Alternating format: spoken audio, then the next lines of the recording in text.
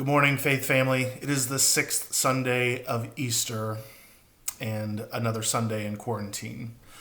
We'll have a few more of these. We're going to continue with these services until June 14th.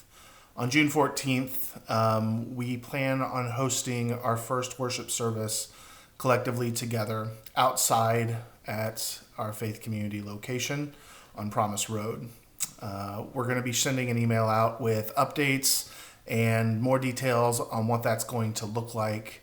But stay tuned for that. We're glad to share that date and to let you know that so you can expect that. I know folks have wondered. It is still a few weeks out, and we'll lay that out in the email of why we chose that date specifically. And that'll be a trial run for us to see how that goes, how easy that is, and if we're going to be able to continue that model going forward for the foreseeable future, which we think is safest for us until some of this clears out and things start to decline a lot more than they have. And so stay tuned. That email will come out sometime on Monday or Tuesday of this week. That will give you a little bit more details, and then we'll give you some more updates as we get closer to that date so you know what to expect. But you can put June 14th as a big day for us to come back and celebrate outside at Faith Community and to be together again. Today, though, I want to talk about flourishing. We've been talking about showing the gospel and living this out in this Following Jesus series. And this week I want to talk about how the church should show a life of flourishing collectively as we live together and as we bond together in the work that we are doing in our gospel work. For most of us, we have been taught that humanity is depraved, that we are a lost cause. Some of this comes from Augustine's confession back in the 300s, where he gave us the doctrine of depravity, which is a not great theology because it negates the image of God that has been created within us. But we've held to this, and Western culture has allowed this to be permeated in the way that we are created as selfish creatures. That there is this cynical image of humanity that is proclaimed in films and novels, and we kind of thrive off of it. We kind of like seeing us at our worst, which is unfortunate. But within the last 20 years, there's been a new study in social sciences on a hopeful reality that perhaps we're not as bad as we have painted ourselves to be. And that when given the proper circumstances, maybe there was an opportunity for hope. And with this new field of science that has been studied, the researchers who are in this, it's so new and rare that even they don't know each other. They don't know each other by name. The journals and the studies and the information that are still coming out from that are so fresh. But again, we know these stories of depravity. In fact, one of the great stories of our Western culture of depravity comes from the book The Lord of the Rings. And the quarantine sometimes can feel a little Lord of the Ring-ish. Lord of the Flies. Lord of the Flies. Lord of the Rings is a whole different one. But Lord of the Flies, which was a story by William Golding, who wrote this story in 1951 as a school teacher that has sold tens of millions of copies and been translated in all sorts of languages and is kind of this modern classic. It's a great story. It's a difficult story to read, but it talks about how these boys get shipwrecked on an island together and they institute a democracy of sorts. And one boy, Ralphie, becomes the elected group's leader because of his athleticism and charisma and his handsomeness. And the game plan is simple. Have fun, survive, make smoke signals for passing ships. The number one success. The others in the group, not so much. And the boys are interested in feasting and frolicking more than they are tending to the fire and doing what is necessary for life. The conch shell becomes this token of power because that's when you have a voice in the space.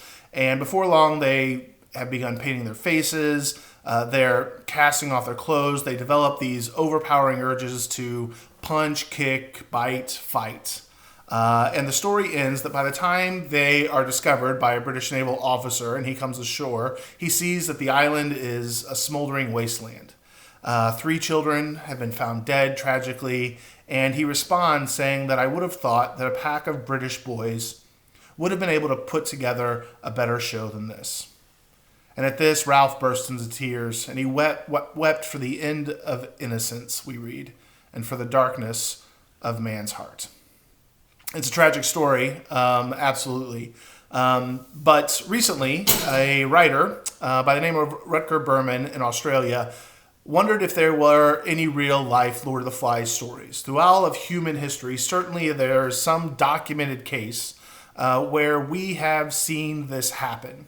And so he began to research. And in Australia, he found a newspaper that spoke of an event back in October of 1966, where some Tongan children castaways had been discovered on a rocky islet on the south of Tonga in the Pacific Ocean. The boys had been rescued there by an Australian sea captain who'd been traveling back from Tanzania to Tonga, doing some shipping and just some sea life.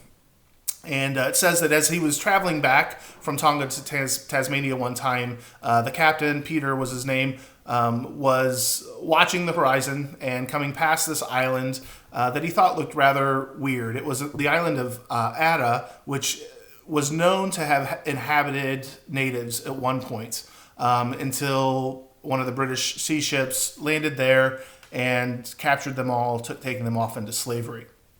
And so, but it was understood to be the kind of this cursed island, this uninhabitable island.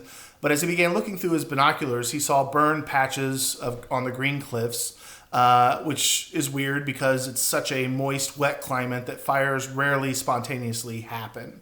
And then, with his binoculars, he saw a boy, naked, with his hair down to his shoulders. And he said the wild creature leapt from the cliffside, plunging into the ocean's water. And suddenly, more boys were following him, screaming at the top of their lungs. And it did not take long for the first boys to reach the boat. And as the first boy got to the boat, he said, "My name is Stephen," he cried in perfect English. "There are 6 of us, and we reckon that we've been here for 15 months. The young men were Sion, Stephen, Kolo, David, Luke, and Mano. They were all students at a strict Catholic learning school in Nakalofa, which is the capital of Tonga.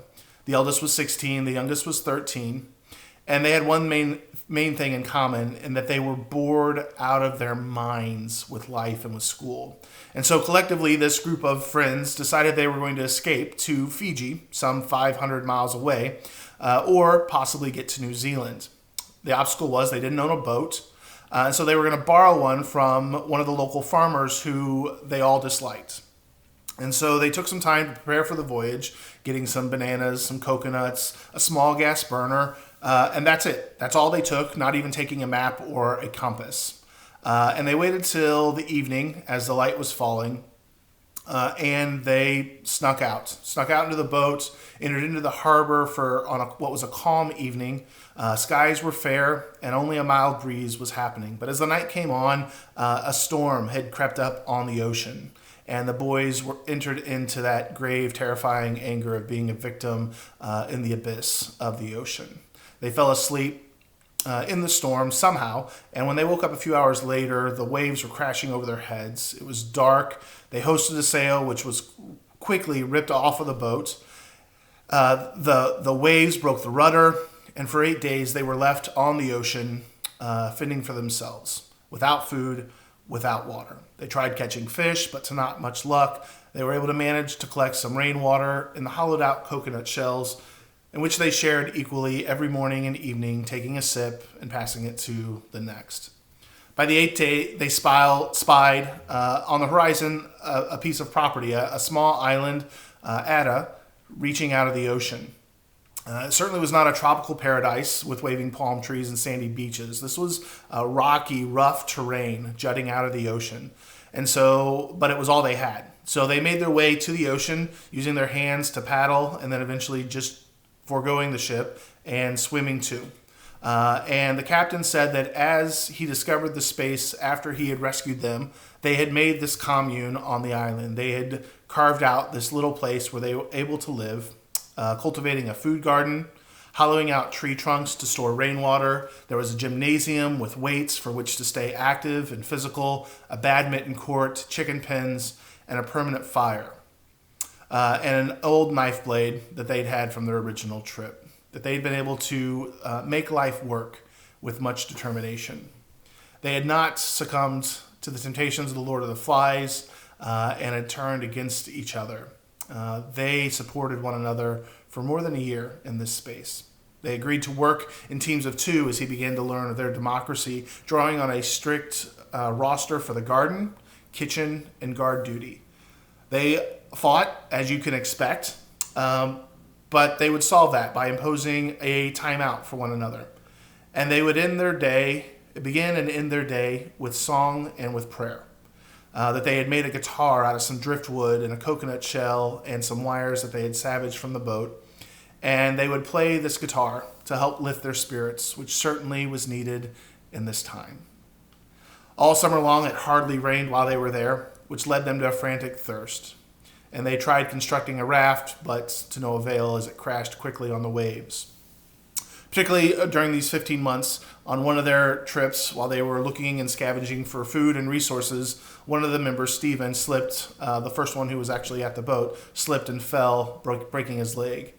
The other boys worked their way down to him, picked him up, carried him out. They set his leg using sticks and leaves, and then told him, "Don't worry, we'll do your work while you sit like King Tulufuhahu Tapua, who was the king of Tonga." And so they survived on fish, coconuts, and birds, seabird eggs that they had found, and eventually they made their way in exploring the islands to the top of it, which was an ancient volcanic crater. Again, where these ancient people had once lived, but had been removed from it for over 100 years now.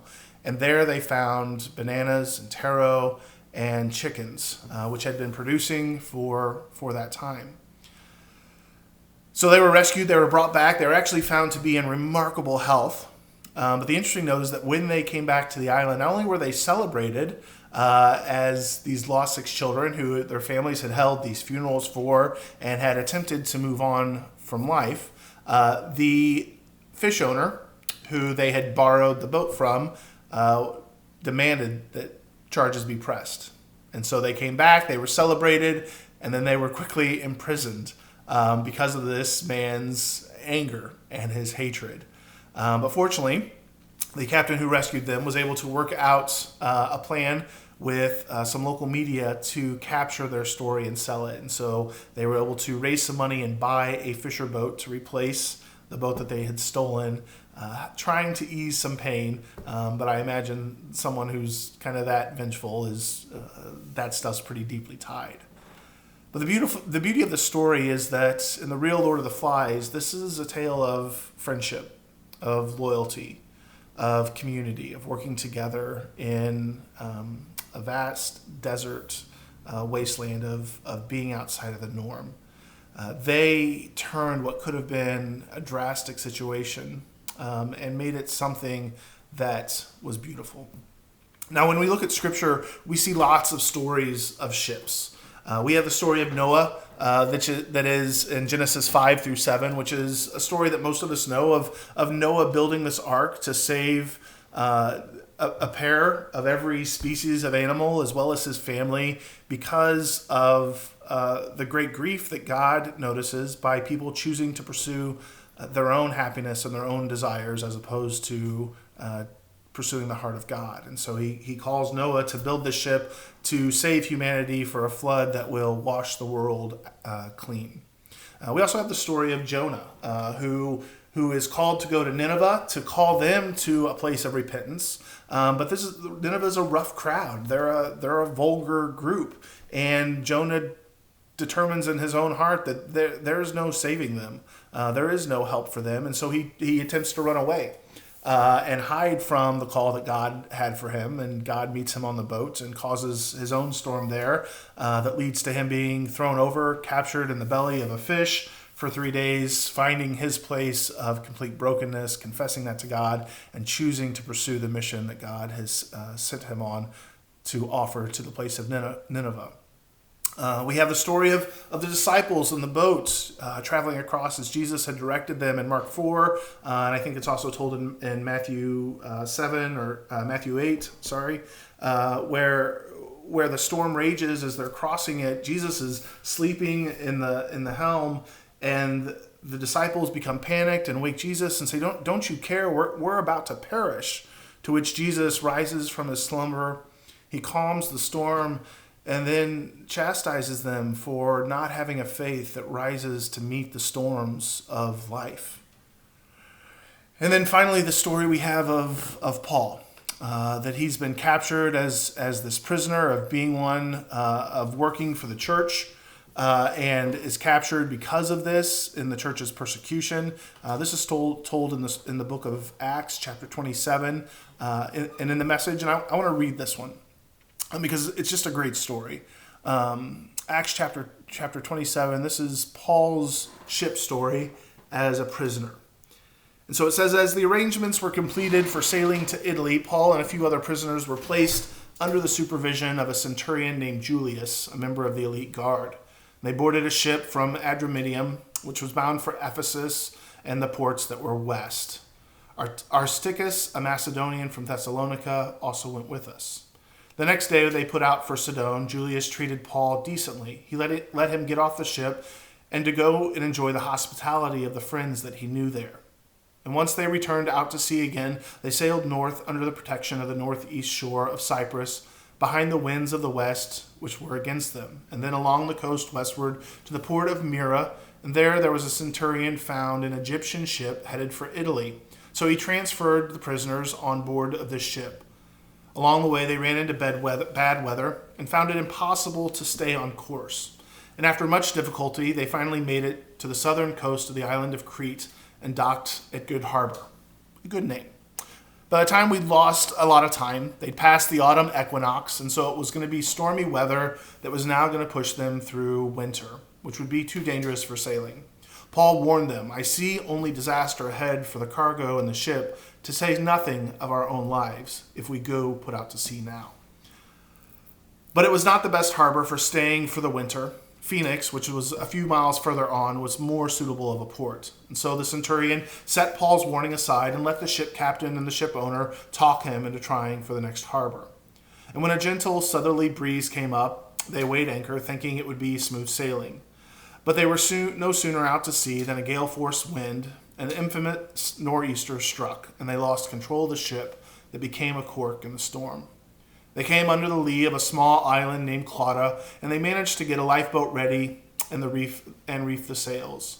The rocky shoals prevented them from getting close, and they were only managed to avoid them by throwing out drift anchors. Next day, away on the high sea again, and badly damaged now by the storm, they dumped the cargo overboard. The third day, the sailors lightened the ship further by throwing off all their tackle and their provisions. And it had been days since they'd seen sun or stars. Wind and waves were battering and unmercifully, and they lost all hope of rescue. With their appetite for both food and life long gone, Paul took his place in the midst of his friends. And he said, "Friends, you really should have listened to me in Crete. You should have avoided the trouble and the trial, but there's no need to dwell on this now, for now things are looking up. And I can assure you that there will not be a single drowning among us, although I can't say as much for the ship, for it is doomed. Last night, God's angel stood at my side, and there he said to me, 'Don't give up, Paul, for you're going to stand before Caesar yet, and everyone sailing with you will also make it. So, dear friends, take heart, for I believe God will do exactly what he told me, but we're going to shipwreck on some island or other.' So on the 14th night, as they were out to sea, adrift somewhere in the Adriatic Sea, at about midnight, the sailors sensed they were approaching land. Sounding, they measured a depth of 120 feet, and shortly after, 90 feet.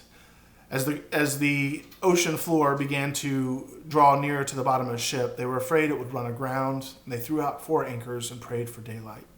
Some of the sailors had planned to jump the ship. They let down lifeboats, pretending that they were going to set anchors out on the bow to help save the ship. But Paul saw through their guise.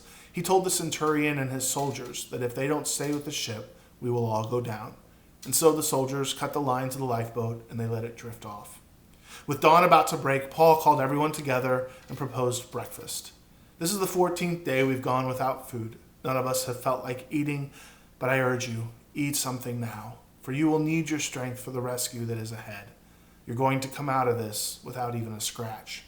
And there Paul broke the bread, and he gave thanks to God, and he passed it around, and they ate heartily, 276 of them. Once the meal was finished and everyone was full, the ship was lightened by dumping the grain overboard. And at daybreak, no one recognized the land, but they noticed a nice beach up ahead.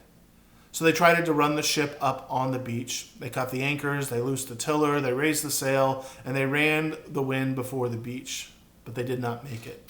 And still far from the shore, they hit a reef, and the ship began to break up. The soldiers decided to kill the prisoners so that none would escape by swimming away, but the centurion stopped them, determined to save Paul. He gave orders that anyone who could swim should dive in and go to the beach, and for those who were not strong swimmers to grab a plank of wood from the ship and make their way to the beach, to which everyone made it to the shore safely. As we begin to come out as a culture and a society out of this time of quarantine, we've seen plenty of storms on this trip. We have felt the emotional anxiety of this. And the question that I have as we come back to this is that we would be careful to not move back to normal. That as believers, as people who have faith, we are called to have hope and called to have faith in something that is good and beautiful.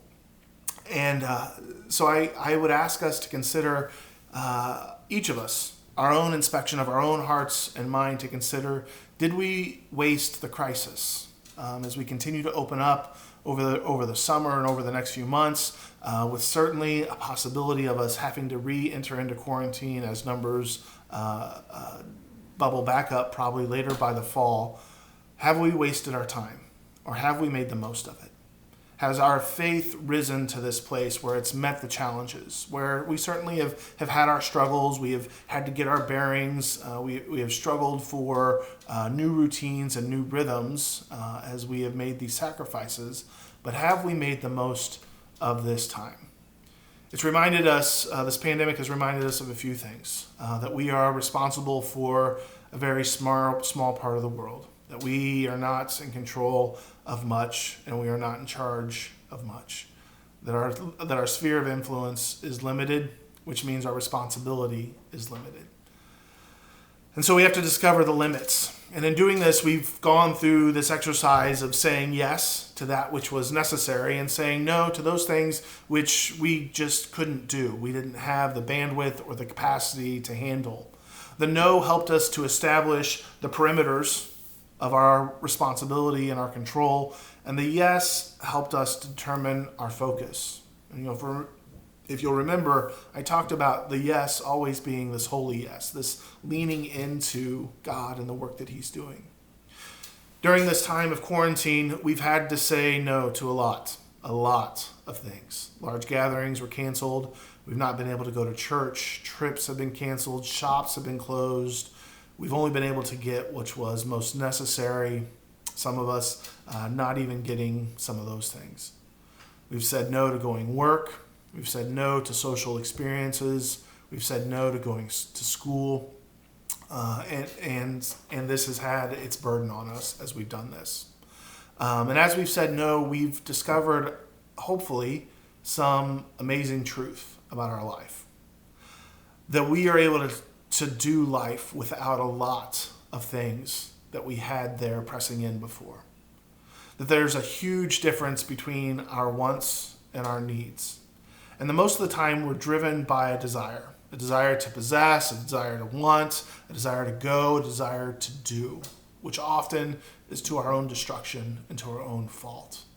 And so hopefully this has been a time of clarity where we've discovered this, where we have not allowed anxiety to rule our life, that we've thrown off the consumerism by which our culture thrives upon, and that we've been able to lean into ourselves, to do some self-care, that we've been able to lean into our neighbors or our circles of influence to care for one another and to take care of one another.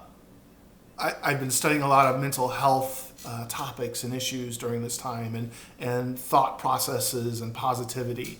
And in the science of human development and human triggers and emotions and chemicals, there's a science of well-being that talks about the giftedness of these 5 aspects, what they call PERMA, and each letter of PERMA stands for a different aspect. But that we actually can create this resolve that helps us to move towards being vital, flourishing in life. And PERMA are these 5 elements: that we have positive emotion, the ability to direct and redirect our attention, that we don't get lost in worrying and fretting and anger and revenge and sadness. Not that those things are bad, but that we don't get lost in that. We don't get stuck in that. We move beyond that. We change our attention so that we can imagine and wonder and dream and pursue growth and compassion. So P, positive emotion in PERMA. E, engagement, that we don't disengage, that we don't check off, that we don't get lost in some apathy or get overwhelmed by the reality of this, but we recognize that there is life, there's place to improve, to develop, to grow. That we don't settle for the status quo, but we find out what needs improved and we figure out what we can do to help do that, to acquire knowledge and skills that are necessary for us to go where we want to go. So engagement, so positive emotion, engagement, relationships. While relationships have certainly changed and have been cut off and have been a little further removed, the component of relationship is still there, and thankfully technology is there to help us continue to monitor those relationships, that we are able to communicate as well as to listen to others, that we're able to process and tell of our emotional process, to get that outside of ourselves so it doesn't become this mucky muck inside of us. And that we evaluate our thoughts and our feelings and the way that we're interpreting and understanding information that's given to us. This is all a part of the relational aspect that is necessary. Necessary in our well-being. And so positive emotion, engagement, relationships, meaning. That we find meaning in life, that we have a commitment to creating positive opportunities and experiences for us, that we want to flourish, that we want to grow. And so we commit to experiencing joy, delight, hope, faith. These are the cornerstones of our faith in Christ, that we are offering ourselves for the sake of others, that they can also feed off of that and grow and flourish in their own right. And then finally, accomplishment. So positive emotions, engagement, relationships, meaning, and accomplishments. That we are made, again, if you go back to the Garden of Eden, we were made to work. We were made to apply ourselves to make things grow and happen and build. And so that we have within us this desire to create and accomplish collectively for the good of others. And so we deal with the constraints and the barriers and the lack that is certainly present, but that we punch through that we consciously choose to apply our time wisely and to avoid wasting it on things that don't bring us joy or don't move us to a place of goodness and wholeness. And so as we look at flourishing, as we look at the ship that we're on and the ship that we're traveling, we may relate to many of the ship stories of Scripture, the Noah story or the Jonah or the disciples or Paul. And I would encourage you to look to Paul's example, where he maintains his faith, even as a prisoner who was going off to trial to the high court, to Caesar, in front of Caesar. And yet he was led by faith. He was guided by wisdom that others saw and bent themselves to, and realized that we have a chance to not miss the opportunity in this pandemic, but to leverage it for the sake of ourselves, for the sake of our relationships, our families, and for the kingdom ultimately. Our families matter, our friends matter, our faith matters, the work that we do, it matters. And our relationship with Christ draws us into the redemptive, healing, restorative work in the world. and everything else is just a noise. So as the pandemic crisis, it will continue. We don't know how long. Things are going to start opening up. We'll return to routines and obligations. But hopefully we don't get back to the way things used to be. Hopefully we find a better way. A better way within our own personal lives, but also a better way within our collective community self and our church. That the madness of America doesn't rule us, but the peace and the calmness of Christ does. And so may you be encouraged in your faith, and in this space, may you grow and flourish as Christ has taught us.